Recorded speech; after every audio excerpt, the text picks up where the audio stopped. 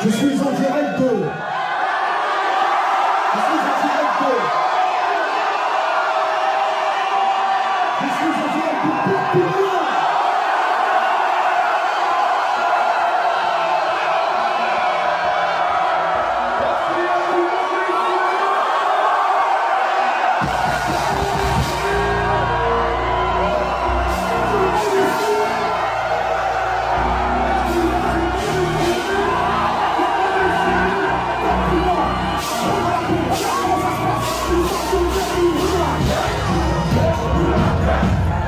Bonjour Kerry James, on est très honoré de vous avoir avec nous aujourd'hui. Comme on était tous heureux à l'idée de vous interviewer, on est 6 à vous interviewer, donc j'espère que ça ne vous dérangera pas. Donc vous êtes né dans les abîmes en Guadeloupe le 28 décembre 1977. Vous êtes envoyé en 1985 avec votre sœur en métropole, en pension. Plus tard, votre mère vous irez avec votre mère et votre sœur à Bercy, dans la cité du Val-de-Marne, à Orly. Est-ce que ça a été un choc pour vous? Comment avez-vous vécu tous ces changements dans votre enfance? Ouais, ça a été un choc, surtout que... Alors moi d'abord j'étais en pension. Et ma mère habitait à Orly, j'étais en pension et ma mère cherchait un logement. Et la première fois que je suis retourné avec ma mère à Orly, ma mère avait trouvé une petite pièce qu'elle louait à une dame qui possédait un pavillon. Et donc elle lui louait une chambre à l'étage. Et cette chambre nous servait de tout. Il y avait tout, salle à manger, chambre, dans une même chambre, il devait y avoir, je sais pas, je pense pas qu'il y avait plus que 20 mètres carrés quoi. Et donc c'était assez difficile pour moi. Et puis même quand moi j'étais en pension, les jeunes qui étaient en pension, eux, ils rentraient le week-end pour aller voir leur famille. Mais comme moi, ma mère elle n'était pas encore installée à Orly, elle n'avait pas encore de logement, donc moi je rentrais pas le week-end. Donc, c'était une période assez difficile. D'accord, merci. Donc c'est à partir de quel moment que votre culture du hip-hop et que vous vous dites que vous voulez faire du rap, à partir de quel moment ça naît dans votre vie? Justement, quand j'arrive à Orly, on habitait on louait cette chambre dans ce pavillon, c'était dans le haut d'Orly.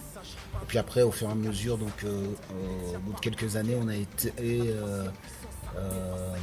a pu déménager dans un HLM. Et pour nous, c'était bien. Et quand on est arrivé dans ce HLM, il était au pied de la MJC d'Orly. À la MJC d'Orly se regroupaient les grands de mon quartier qui, eux, faisaient du rap. Et c'est vraiment là que la passion pour le rap est née, en observant, en regardant les plus grands, les plus anciens. D'accord, merci. Je vais passer la parole à mon camarade qui va vous poser d'autres questions. Donc à 11 ans, vous rencontrez Manuké et à 14 ans, à 14 ans MC Solar. Donc comment êtes-vous rentré en contact aussi jeune avec des rappeurs si prestigieux? Manuké, il avait un groupe qui s'appelait le Posse Idéal et nous on était donc Idéal Junior. Et MC Solar à l'époque, dans le mouvement rap français, c'était un petit mouvement, c'était pas comme aujourd'hui où tout le monde écoute du rap, c'était pas aussi connu, mais MC Solar il avait quand même déjà un nom dans ce mouvement du rap français. Et il venait donc à la MJC d'Orly pour faire des ateliers écriture. Et c'est comme ça que je l'ai rencontré. Et puis il se trouve qu'un soir il a eu besoin d'un groupe pour faire sa première partie. Il nous a proposé de faire la première partie et on a rencontré les premiers producteurs. On a sorti notre premier disque en 1992, qui était l'époque où il y avait un jeune groupe de rap qui s'appelait Chris Cross, qui était composé de 2 jeunes de 16 ans à peu près qui faisaient un carton.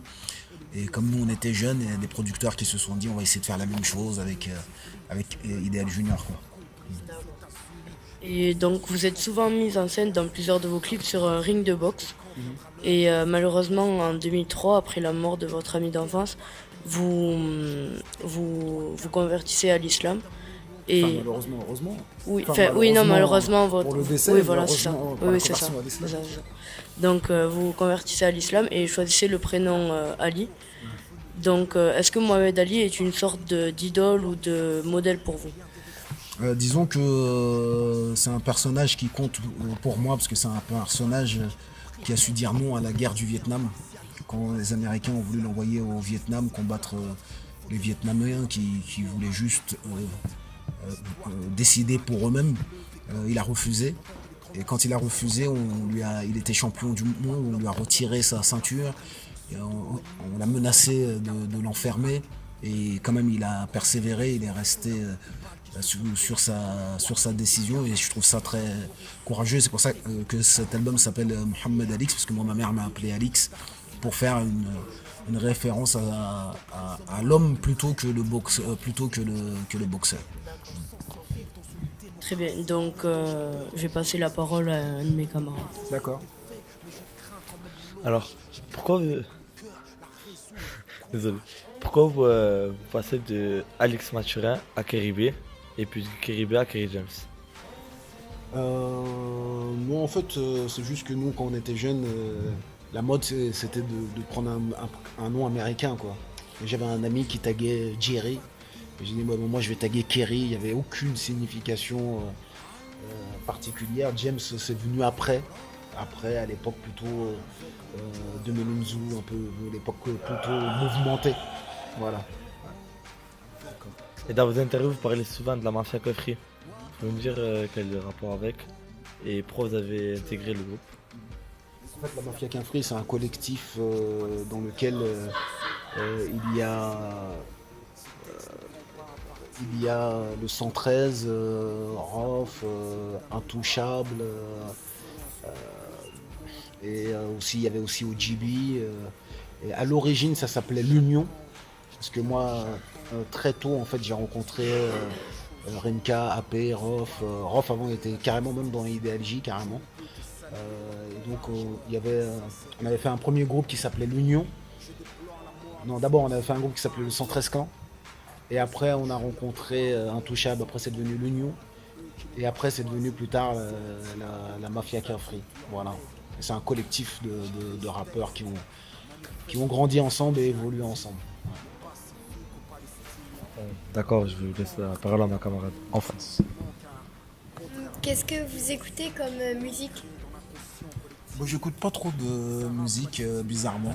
Je fais de la musique, mais je ressens pas le besoin d'en écouter beaucoup. Avant, j'ai écouté vraiment, vraiment beaucoup de rap. Et puis après, j'ai décroché vers les années 2000. J'ai un peu arrêté, puisque je me reconnaissais plus trop dans ce que les rappeurs disaient et propageaient comme message. Voilà. Et qu'est-ce que vous pensez de la nouvelle vague de rappeurs? Voilà, comme je vous disais, moi je viens d'une époque où quand j'ai découvert le rap avait du fond, c'est-à-dire il y avait du texte, parfois même de la poésie. Et aujourd'hui, les rappeurs ne disent plus grand chose. Il n'y a pas vraiment de message. Et si, parfois il y a un message, mais c'est plutôt un message d'autodestruction, d'apologie de la violence, de la drogue et tout. C'est un message dans lequel je ne me reconnais pas.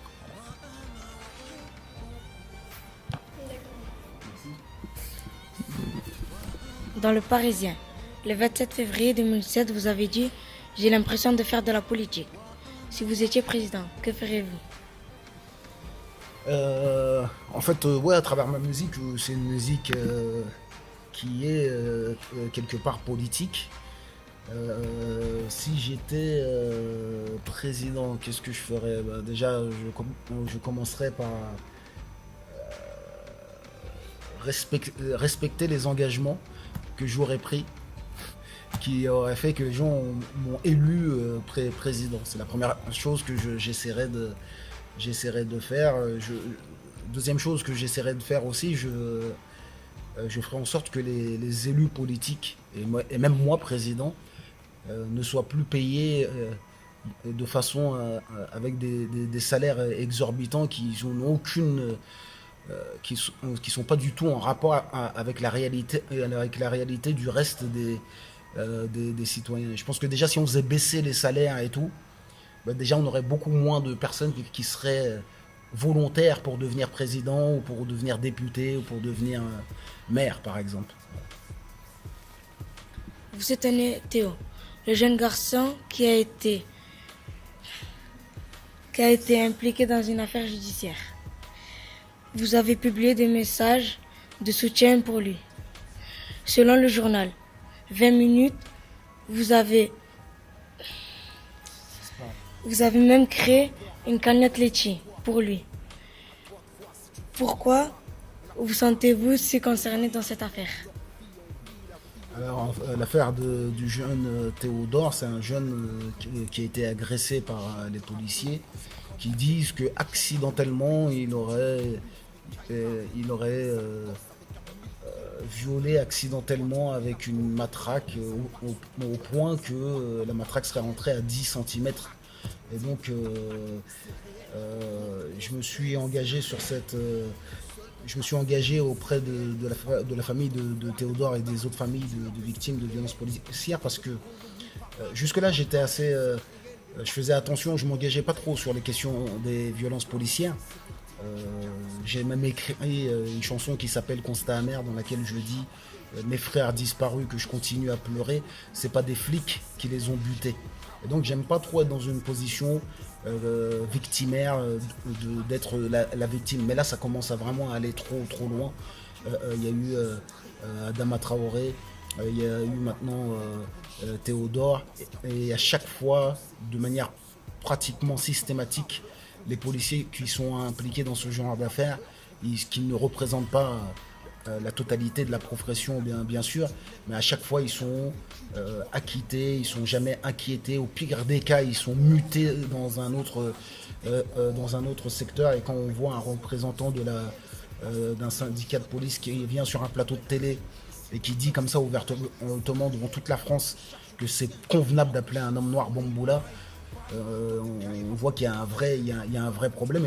Et maintenant j'estime que mes enfants, que mes frères, que mes cousins, que mes concitoyens ne sont pas en sécurité et que il faut changer les choses. Et c'est pour ça que j'essaie de m'engager auprès des familles de victimes de violences policières, notamment en travaillant sur en étant présent et en promotionnant une marche qui aura lieu le 19 mars à Paris contre les violences policières. Et on va passer en face pour la dernière question.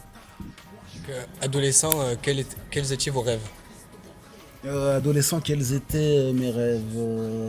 Je voulais faire de la musique quand j'étais jeune. Je l'ai fait et voilà, c'est la réponse. Ouais. Et si vous deviez faire passer un message aux jeunes qui nous écoutent, qu'est-ce qu'il serait? C'est ici. On n'est pas condamné à l'échec, il faut se battre pour ce qu'on croit être juste, si c'est juste bien sûr. Et qu'est-ce que je peux dire d'autre? Prenez les études au sérieux, on en a toujours besoin. Voilà. Merci. Merci à vous. Merci à vous, c'était un honneur de vous interviewer. Vous serez là ce soir? Oui. Bonjour, je m'appelle Irina, je viens du club Presse Ado. Comment vous avez trouvé le concert? C'était juste fou. Moi j'ai plus de voix. J'ai tellement crié, j'ai plus de voix. Non, c'était top. Avez-vous un message pour Kerry James? Je t'aime. Si tu veux m'épouser, je suis là, j'adore. Qui reviennent rapidement sur Perpignan parce que c'est important que des artistes comme lui viennent au Médiator et passent un message de soutien et d'espoir à tous les jeunes qui sont sur Perpignan. Avez-vous un message pour Kerry James? Ah ouais, Kerry James, c'est énorme sur scène. J'ai envie d'aller boxer avec lui. Franchement, bon courage à vous, sinon, et bonne continuation. Ce que vous faites, c'est bien. Merci, au revoir. Retrouve le Club Presse Ado avec le service jeunesse de Perpignan. Club Presse Ado, interview, reportage et émissions sur les spectacles et les concerts de Perpignan. Club Presse Ado sur Take It.